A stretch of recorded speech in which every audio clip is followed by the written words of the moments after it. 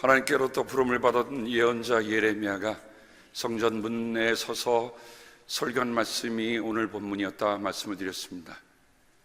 왜 성전 안에서 아니고 성전 밖에서일까? 그만큼 하나님이 시급한 것을 압니다.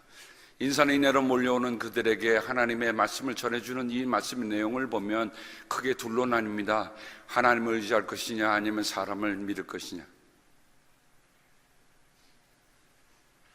어제는 오늘의 역사이며 오늘은 내일의 역사입니다. 어제 없는 오늘이 없고 오늘 없는 내일은 없습니다. 오늘은 어제의 열매입니다. 내일은 오늘의 열매입니다. 어제 심은 것을 오늘 거두는 것이며 오늘 심는 것을 내일 거두게 될 것입니다. 어제의 사람들이 전수해 준 신앙으로 오늘 우리가 살고 있습니다. 그 말은 뭡니까? 우리가 전수해 줄 신앙으로 내일 우리의 자손이 살게 될 것입니다. 그러니 오늘 우리가 결정하는 것이 굉장히 중요합니다. 오늘 우리가 무엇을 심고 사느냐가 굉장히 중요합니다. 우리가 지나간다고 해서 역사는 끝나는 게 아니라 우리의 자손들이 우리가 걸어온 길을 보고 걸어갈 것이기 때문에 그렇습니다. 오늘 우리 이종두 장로님께서 기도해 주신 것처럼 샌루이스에서 중요한 결정을 하게 됩니다. 에피스코팔 처치가 결국 동성애를 허용하는 교단으로 넘어갔습니다. 에반젤리칼 루트란 처치가 넘어갔습니다. PCUSA가 넘어갔습니다. 이제 미국 내에서 가장 두 번째 큰 교단인 전 세계적으로 1,400명 교인이 있는 연합감리교회가 동성애의 문제를 놓고 담판을 벌이고 있습니다. 저는 이런 시국에 하나님께서 오늘 우리의 문 밖에 서서 들려주시는 말씀이 뭘까 묵상하면서 오늘 말씀을 준비했습니다. 그리고 우리가 피동적으로 저기에서 무슨 선언이 나올 거라 기다리지 말고 우리가 함께 고백하는 신앙이 무엇인가 하는 것을 우리 스스로 정리해 볼 필요가 있다고 생각이 돼서 오늘 여러분 주보의 컬럼란에 보면 우리 라구나 힐스 교회 결의문이 있습니다. 오늘 말씀의 서두에 여러분과 제가 함께 나누는데 여러분들과 함께 따라가면서 정말 마음속으로 우리 교회가 가야 할 신앙의 길이 뭔가 하는 것들을 함께 나눌 수 있기를 바랍니다. 라구나 힐스 교회는 연합감리교회 성사적인 토대 위에 신학과 신앙을 지켜오는 일에 한 일원이 된 것을 자랑스럽게 여기고 또한 감사한다. 또한 이러한 성사적 신앙의 전승을 훼손하지 않고 전승해 주어야 할 책임이 모두에게 있음을 다시금 확인한다. 성서와 전통, 이성과 체험이란 뚜렷하고 균형 있는 신학적인 기준 아래 공동의 언약인 교회의 법, 장정을 제정해 온 것도 존중한다. 그런데 정체성의 논의로 인하여 이번 특별 총회가 열리는 것에 대하여 아버지 하나님의 뜻이 하늘에서와 같이 땅에서도 이루어지기를 기도하며 라구나 힐스 교회 온 성도는 우리가 지켜온 신앙을 온 교회에 알리고자 한다. 첫째, 라구나 힐스 교회 온 성도는 교회의 주인이 예수 그리스도를 믿는다. 주님의 뜻을 따라 거룩하게 살며 우리의 생명도 재산도 우리가 아니라 주님이 주인이심을 고백한다. 그러므로 주님의 뜻만이 실현되는 것이 우리에게는 소중하다. 둘째, 연합감리교회가 교회인 이유는 오직 성서라는 고백 위에 서 있을 때이다. 하나님의 말씀이 무시당하는 일은 결코 있어서는 안 된다. 그리스도에 대한 순수한 믿음을 지키기 위해 목숨을 버린 수많은 순교자들과 증인들이 있음을 기억하라. 우리는 그 생명의 빚을 지고 있다. 셋째, 동성애가 죄라는 것을 명시하고 있는 성서가 불편한 진실이다. 그 불편함을 편함으로 만들고자 장정에서 동성애를 삭제하고 하나로 봉합하려는 원처치 플랜은 마치 분열을 막는 최선책이라고 설득하는 것은 인본주의적인 선택이지 하나님 편에 서는 일이 아니다. 넷째, 특히 현 장정을 어기고 거스르면서도 교단의 지도자의 자리에 있는 것은 부끄러운 일이다. 공동의 언약을 지금 어긴 이들이 장정을 고치려 든다 하면 장정이 어떻게 바뀌든지 이러한 부끄러운 일들은 사사시대처럼 악순환이 될 것이 분명하다. 다섯째, 라구나 일서교회는 성서를 지키고 믿음을 지키는 것만이 오염된 세상에서 순결한 신부로서 교회를 지키려 하는 일이기에 타협이 아니라 성사적 원칙을 따르고자 한다. 예수의 부르심을 받았을 때 제자들은 다 버려두고 따랐다. 우리는 다시금 예수의 부르심에 귀를 기울인다. 여섯째, 종교개혁의 모토처럼 오직 하나님께 영광을, 오직 예수, 오직 성서, 오직 믿음, 오직 은혜로 연합감리교회가 바로 서는 길만이 왜곡된 세상을 바로잡고 치유할 수 있는 교회가 될 수 있을 것이기에 라구나 힐즈 교회의 온 성도는 바른 신앙, 바른 교회, 바른 교단을 기도한다. 일곱 번째, 특별총회의 선택 후에 갈라서는 일에 대하여 우리는 우려하지 않는다. 바울과 바나바도 서로 다른 입장으로 갈라서서 자신의 길을 걸어갔다. 만일 갈라선다고 하면 은혜로운 결별을 하도록 하라. 어느 편에 서든 재선권을 주장하여 볼모로 잡는 비은혜의 일이 없기를 바란다. 라구나 일수교회 평신의 대표 김재종 장로와 온 성도들, 주님, 우리를 도와주소서. 크게 여러분이 아멘으로 하답시다. 주님, 우리를 도와주소서. 샌루이스에서 열리는 특별총회는 연합감리교회 어제와 오늘과 내일을 결정짓는 중요한 역사의 전환기입니다. 연합감리교회 그대로 갈 수가 없습니다. 또 이대로 가서도 안 됩니다. 어제 굿뉴스 조천 모임에서 아프리카에서 온 라이베리아 연합의 대의원이자 아프리카 이니셔티브의 총재인 제리 쿨라 목사님의 메시지를 한번 여러분과 함께 나눠보고자 합니다. 여러분, 제리란 말은 제레마야의 준말입니다. 우리 아프리카인들은 레즈비언, 게이, 바이섹슈얼, 트랜스포머, 퀘션, 퀴어스, 형제자매를 두려워하지 않습니다. 우리는 그들을 사랑하고 그들을 위해 최선을 다하겠습니다. 그러나 우리는 교회에 대한 성경의 예와 교회의 가르침을 버릴 만큼 강력한 반박이 없는 것으로 합니다. 내가 최대한 정중하게 말하겠습니다. 내 말을 들으십시오. 우리는 성윤리에 관해 서양의 계명이 필요한 아이가 아닙니다. 우리는 대부분의 미국인들보다 훨씬 적게 봅니다.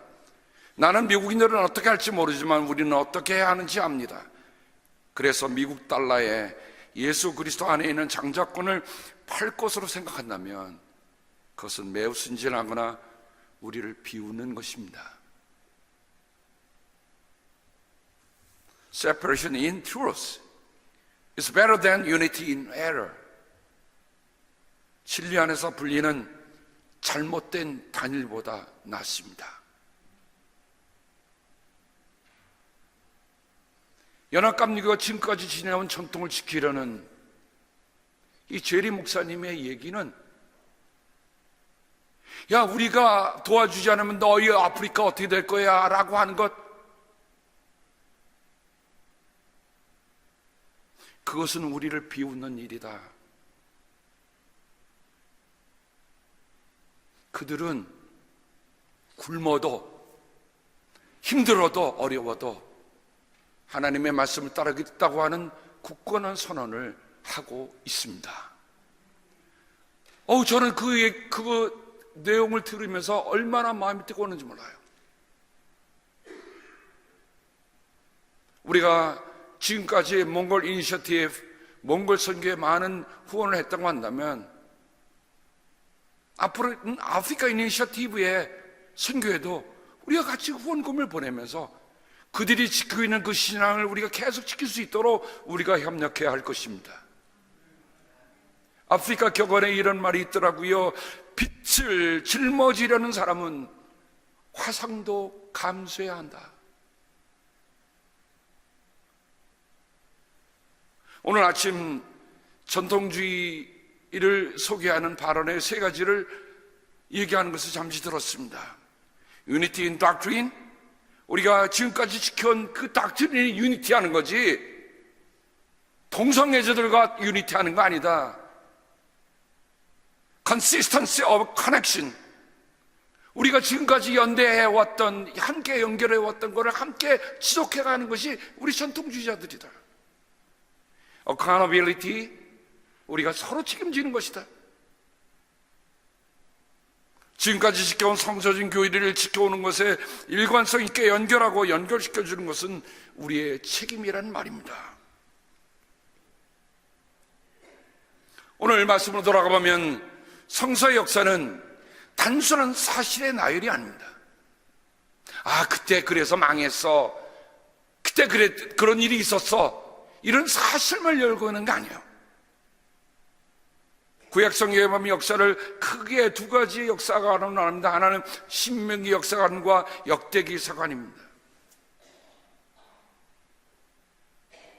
그들은 어떻게 그 역사를 과거의 눈으로 본 게 아니라, 과거에 있는 사건으로 보는 게 끝이 아니라 오늘 여기서 우리가 지나간 그 사건들에 대해서 하나님이 오늘 우리에게 어떻게 말씀해 주는가를 그들은 귀히 여겨 듣고 그 말씀을 기록했던 거예요.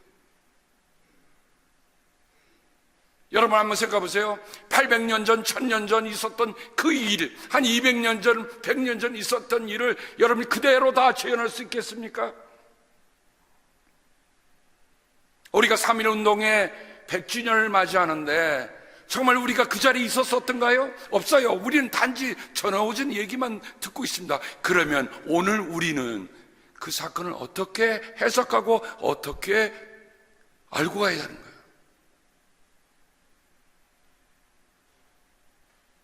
저는 예레미야서를 보면서 특별히 느낀, 이번에 다시 한번 확인한 게 있었습니다.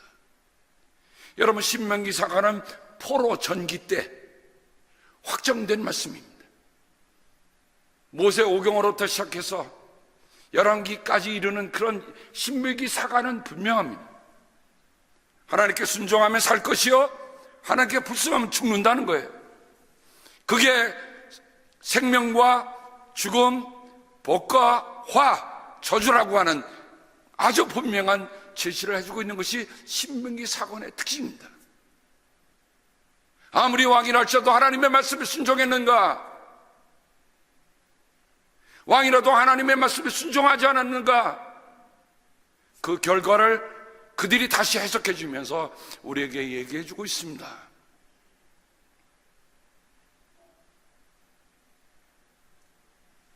그런데 신명기 사관의 왕조실록 열왕기에는 예언자 이름이 거명되지 않습니다. 이사야는 나타나죠. 왜 그랬을까요? 여러분, 아나돗에 사는 제사장의 아들이라고 했습니다. 예루살렘부터 북쪽 5km 떨어진 곳입니다. 달리 말하면 그는 예루살렘 안에 살 수 있을 만큼 풍요로운 제사장이 아니었다는 거지요. 어렵사리 사는데 그 제사장을 맡은 그 예레미야가 제사장의 아들로 태어났는데 하나님의 말씀이 그의 젊을 때에 임했던 거예요. 제가 말씀을 추적해 보면서 예레미야 이름이 어디에 나타나는가?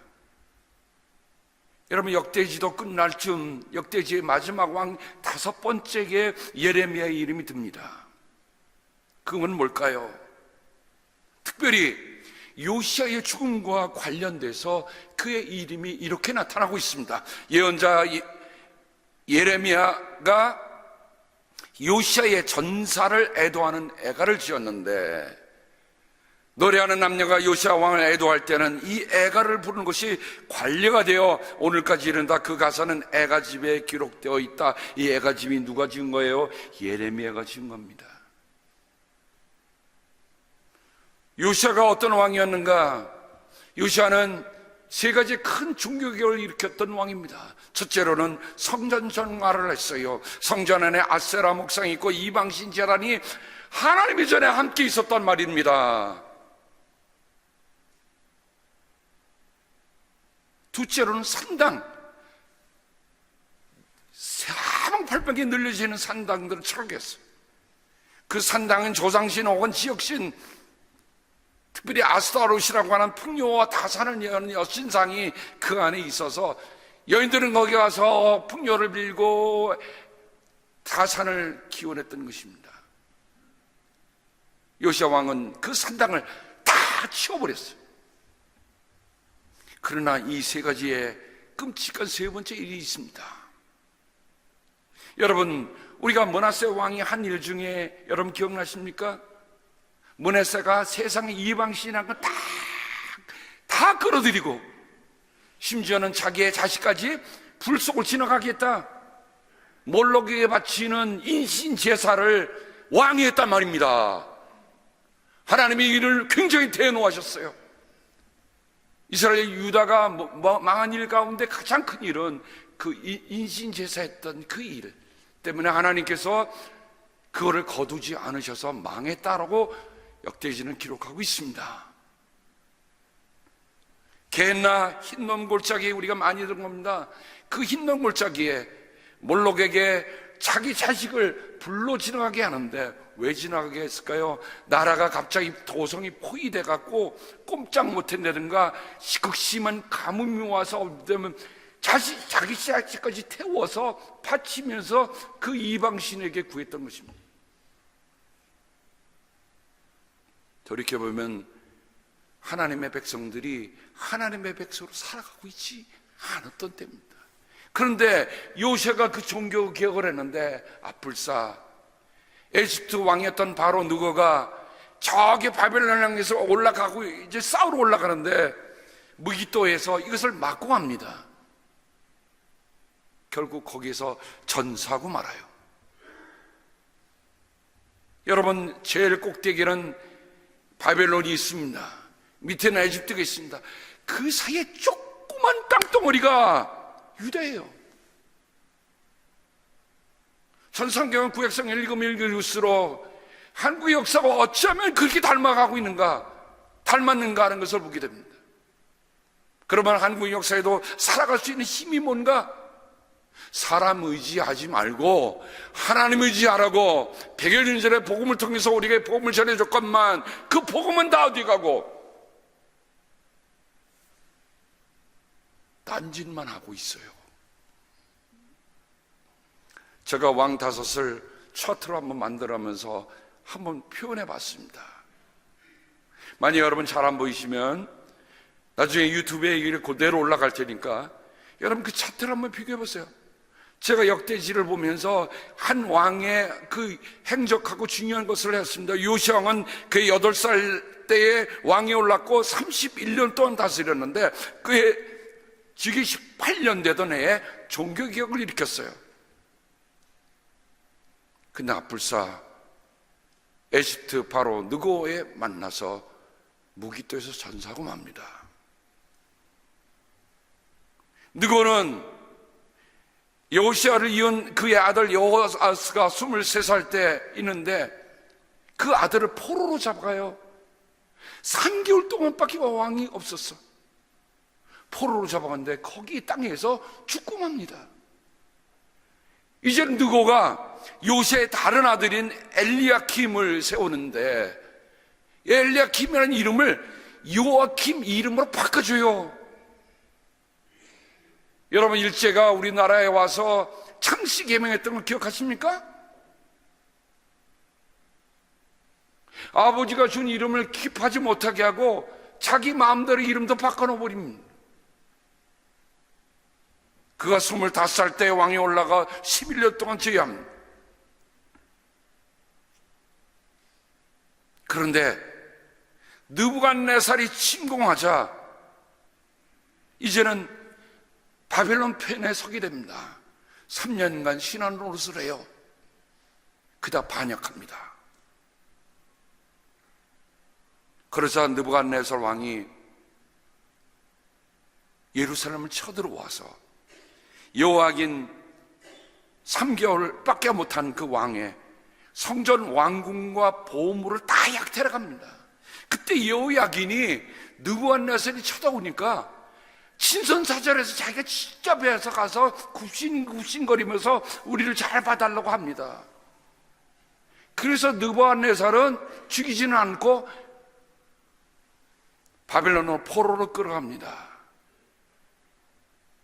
그리고 이 느부갓네살은 여호야긴의 삼촌인 마따디아를 왕으로 세우는데 이름도 또 시드기야로 바꿔놔요.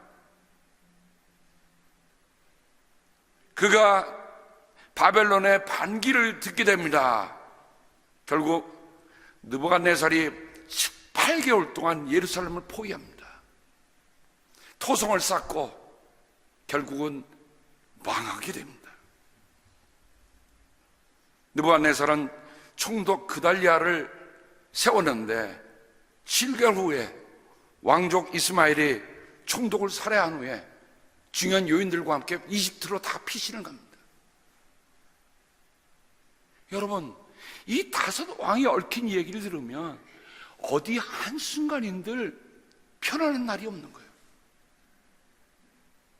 이 시대에 말씀을 전한 사람이 예레미야입니다.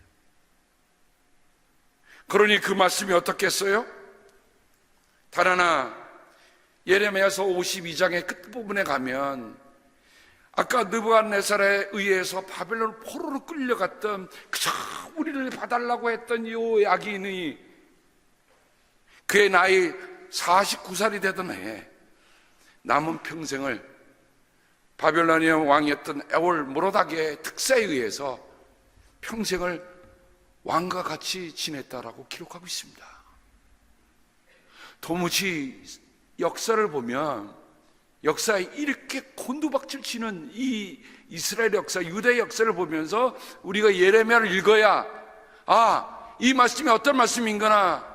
왜냐하면 예레미야는 기필코 망한다라고 얘기합니다. 하나님께 돌이키지 않으면 망한다라고 얘기합니다. 자, 아까 시드기야 왕이 21살 때 왕이 됩니다. 그런데 그가 한 일이 뭘까요? 두 번째, 예레미야의 이름이 나오는 얘기입니다. 첫 번째는 요시야의 죽음의 조가를 불렀다, 예레미야가 불렀다라는 게 나오고, 두 번째는 시드기야가 왕이 됐는데 그는 주님의 입에서 나오는 말씀을 선포하는 예레미야 예언자 앞에서 겸손하게 말씀을 받아들이지 않았다. 이게 예레미야 두 번째 이름이 나오는 거예요. 시드기야가 어떻게 했다고요? 만약 그때 겸손하게 하나님의 말씀을 들었다고 한다면 그의 인생에도 더 다른 기회가 주어질 텐데 그는 결코 겸손하지 않았고 하나님의 말씀을 들으지 않았습니다. 그 다음 말씀에 보면 시드기야는 고집을 부리며 초음도 뉘우치지도 않고 주 이스라엘 하나님께로 돌아오지 않았습니다.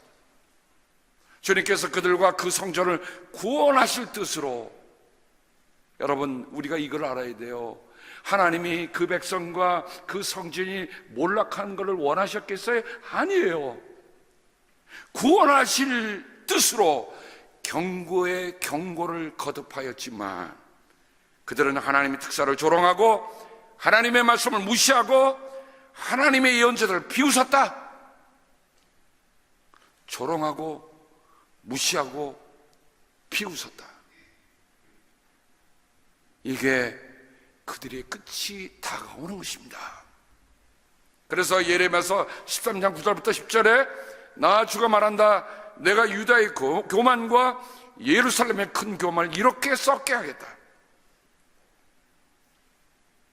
이 악한 백성은 나의 말 듣는 것을 거부하고 자기들의 마음에서 나오는 고집대로 살아가고 다른 신들을 쫓아가서 그것들을 섬기며 경배함으로 이제 이 백성은 전혀 쓸모가 없는 이 띠와 같이 되고 말 것이다. 여러분, 우리는 예레미야를 눈물의 예언자라고 합니다. 그의 고백을 한번 들어보시겠습니까? 그가 기도 중에 드렸던 고백입니다. 너희가 이 말을 듣지 않으면 너희의 교만 때문에 내 심령은 숨어서 울고 끝없이 눈물을 흘릴 것이다. 주님의 양떼가 포로로 끌려갈 것이므로 내 눈에서 하염없이 눈물을 흘릴 것이다. 예레미야는 하나님의 말씀을 들고 회개하라, 돌아오라, 겸손하라, 고집 피우지 마라, 조롱하지 마라, 비웃지 마라 라고 얘기했음에도 불구하고 그들은 여전히 고집 피는 거예요. 사랑하는 성도 여러분, 어찌 교회가 사람의 교만과 사람의 뜻대로 세워져야 되겠습니까? 그걸 이 시대에 우리는 아니라고 얘기해야 합니다. 많은 사람들은 그냥 넘어가자고 얘기합니다. 그러면 우리는 후손들에게 무엇을 물려주겠습니까?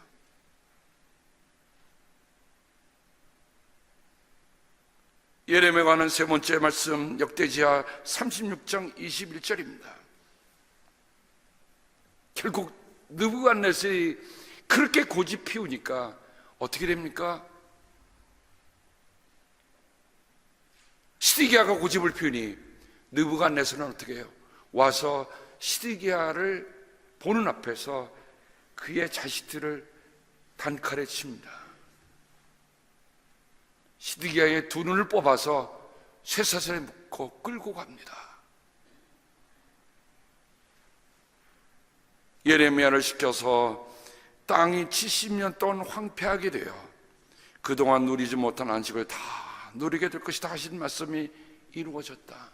여러분, 이 말씀을 보면 하나님은 땅들에게도 안식년을 주라고 했는데 이들은 한 번도 안식년을 지키지 않는 거예요. 하나님의 말씀이 그들에 없으니까. 그래서 오히려 포로를 끌은 70년 동안에 하나님이 그 땅을 안식을 누리게 했다는 말씀입니다. 이 얼마나 기가 막힌 얘기입니까?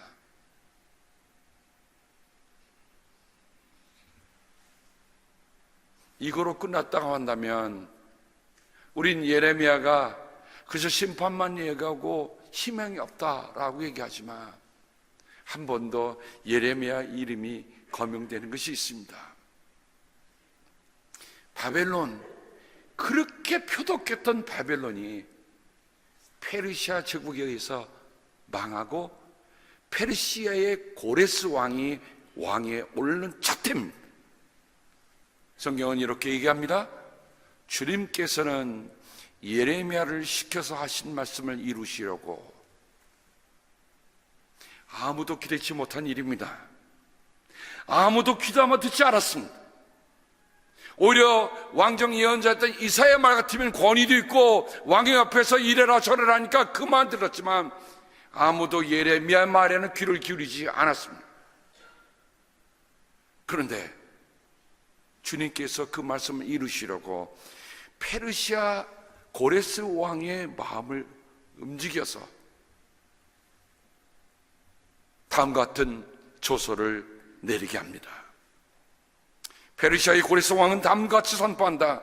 주 하늘의 하나님께서 나에게 이 땅의 모든 나라를 주셔서 다스리게 하시고 유다의 예루살렘에 그의 성전을 지으라고 명하셨다. 이 나라 사람 가운데 하나님을 섬기는 모든 백성에게 하나님께서 함께 계시기를 빈다. 그들을 모두 올라가게 하여라.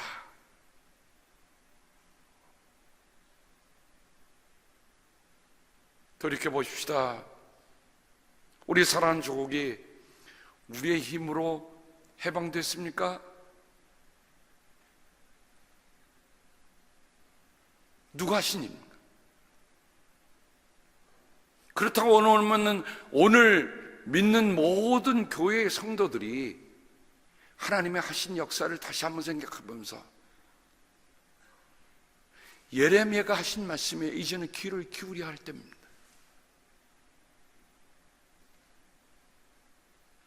예레미야는 말합니다. 하나님의 말씀을 이렇게 전합니다. 나 주가 말한다. 나 주에게서 마음을 멀리하고 오히려 사람을 의지하며 사람이 힘이 되어주리니 하고 믿는 자는 저주를 받을 것이다. 저는 아까 오늘 설교 초두에 제리 목사님, 우리가 지금 미국에서 보내는 돈을 믿는 게 아니다. 만약 그렇게 우리의 아프리카 교회를 그렇게 얘기한다면 우리를 조롱하고 우리를 비웃는 것이다.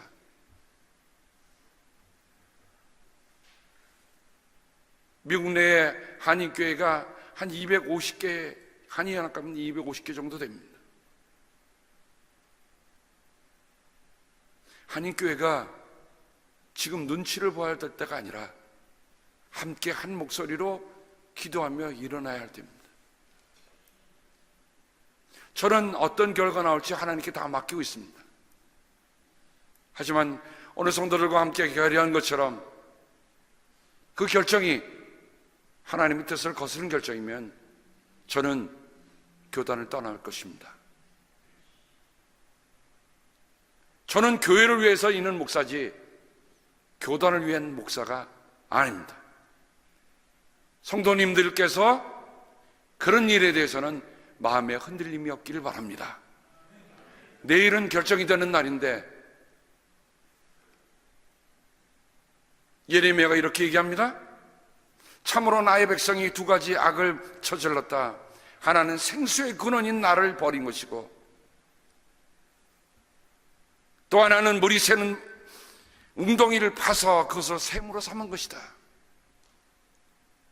오직 예수, 오직 성서, 오직 믿음, 오직 은혜, 오직 하나님께 영광, 이게 교회가 바로 서야 할 자리인데 하나님만 의지해야 되는데, 사랑하는 성도 여러분, 조직을 의지하지 맙시다.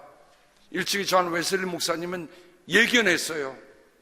감리교회라고 하는 교회가 굳어버린 동결된 조직으로 남을까? 나는 심히 그것이 우려된다. 그런 미리 예견했습니다.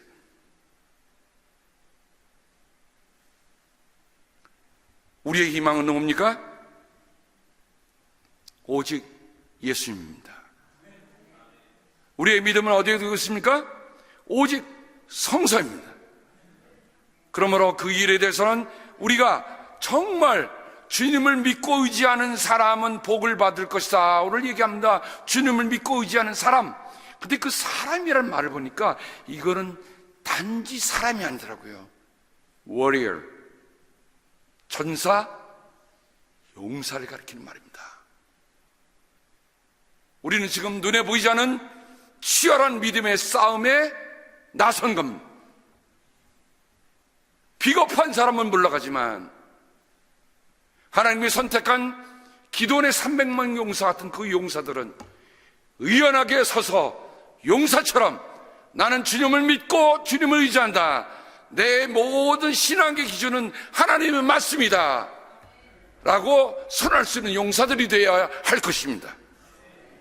그런 사람들은 어떻다고 했어요? 물가에 심은 나무 같다고 했습니다. 뿌리가 겨울거로 뻗으니 잎이 언제나 푸르고 무더위가 닥쳐도 걱정이 없고 가뭄이 씨도 걱정이 없다. 그 나무는 언제나 열매를 맺는다. 아멘. 용사에게 주시는 하나님의 놀라운 은총의 말씀이 여기 있습니다.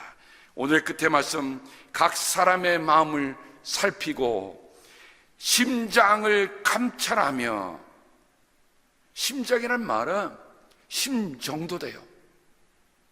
왜? 우리가 어떤 심정을 가지고 사느냐. 각 사람의 행실과 행동에 따라 보상하는 이는 바로 나 주다. 하나님이 뭘 보세요? 마음, 심장, 그리고 우리의 행실, 행동을 보고 계세요. 예레미야의 다른 기도입니다. 주님께서는 계획하신 일도 크시고 실천하는 힘도 강하시며 사람들의 모든 삶을 감찰하시고 각자의 행동과 행실의 결실에 따라서 갚아 주십니다. 오늘 내가 선택한 일들이, 결정한 일들이, 하나님을 따르고자 하는 일들이 아까 아프리카 속담 기억나십니까? 빛을 걸머쥐려고 하는 사람은 화상을 입는 것을 두려워해서는 안 된다. 우리가 그냥 편히 가자고 하는 게 아니라 정말 하나님의 말씀 뜻대로 사는 교회가 될 수 있도록, 우리 교회는 정말 이 라구나 우지에서 굳건한 하나님 중심의 교회, 그리스도 중심의 교회, 하나님의 말씀이 중심이 된 교회로 우뚝 서기를, 온 성도들이 그렇게 서기를 주님의 이름으로 간곡하게 당부합니다. 기도하겠습니다. 하나님 아버지, 특별총회가 열리고 있습니다.